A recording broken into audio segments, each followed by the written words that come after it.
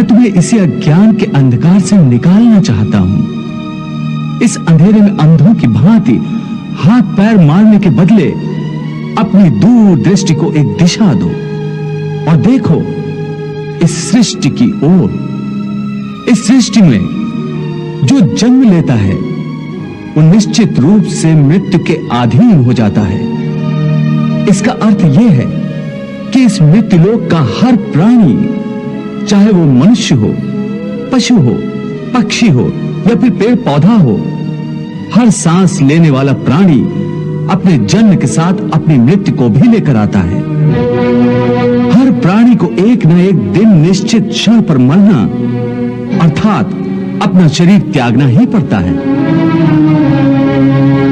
इसलिए तुम उनके मरने की चिंता छोड़कर अपना कर्तव्य समझकर युद्ध करो। जातस्य ही ध्रुवो मृत्युर ध्रुवम जन्म मृतस्य च तस्माद् अपरिहार्य अर्थे न त्वं सोचितुम अर्हसि। कि विश्व में केवल शरीर नाशवान है किंतु आत्मा अविनाशी है। शरीर के मरने पर आत्मा नहीं मरती। आत्मा न कभी जन्म लेती है और न कभी मरती है। वो अजन्मा, नित्य, सनातन और पुरातन है, जो शरीर को मारने पर भी नहीं मारी जाती। न हन्यते हन्यमाने शरीरे। तुम बड़े पंडितों और ज्ञानियों जैसी ऊंची ऊंची बातें कर रहे हो, परंतु तुम्हें यह पता नहीं कि जो सचमुच ज्ञानी होते हैं वो ना उनका शोक करते हैं जो मर गए हैं और न उनका शोक करते हैं जो अभी नहीं मरे हैं, क्योंकि वो जानते हैं कि जो मर गया है वो फिर जन्म लेगा और जो अभी जीवित है वो अवश्य मर जाएगा। मरने वाला फिर जन्म लेगा, क्योंकि केवल शरीर का नाश होता है। शरीर के अंदर जो आत्मा है वो कभी नहीं मरता। हे पार्थ, इस संसार में दो ही वस्तुएं हैं, एक शरीर और दूसरा शरीर में रहने वाला शरीरी।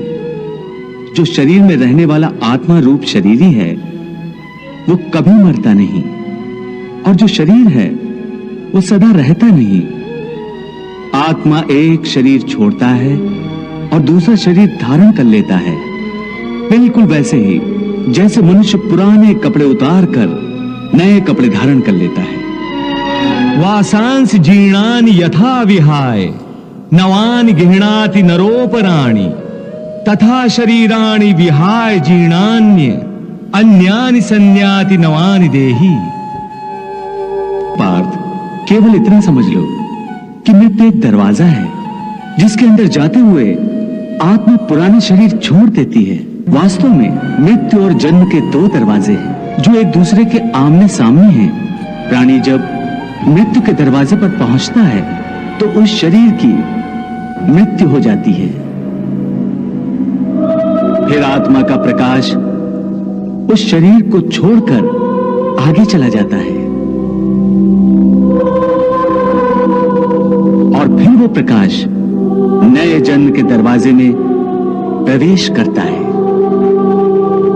जहां जीवात्मा को फिर से एक नया शरीर प्राप्त हो जाता है और वहां से उसके नए जन्म की नई यात्रा शुरू हो जाती है।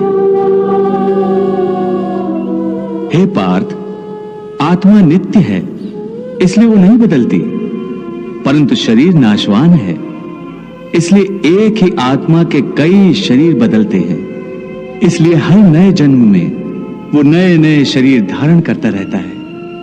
हर नए जन्म में आत्मा नए नए शरीर तो बदलता ही है, बल्कि हर एक जन्म में भी उसे जो शरीर मिलता है वो एक शरीर भी उसी जन्म में बदलता रहता है। ये बात मेरी समझ में नहीं आई केशव, क्योंकि एक जन्म में तो प्राणी को एक ही शरीर मिलता है। नहीं, एक नहीं, अनेक शरीर मिलते हैं एक ही जन्म में। मैं अब भी नहीं समझा प्रभु। मैं समझाता हूं। याद करो अपना बचपन। उस समय अर्जुन का शरीर कैसा था? एक बालक का। और आज वो शरीर कहां है? वो शरीर तो बदल गया इस शरीर में। अर्थात वो शरीर नहीं रहा। आज तुम्हें एक युवक का शरीर मिला है। इसी प्रकार प्राणी को जन्म के समय जो शिशु का शरीर मिलता है वही शिशु का शरीर काल के प्रभाव से एक बालक का शरीर हो जाता है। फिर वो किशोर अवस्था में आता है।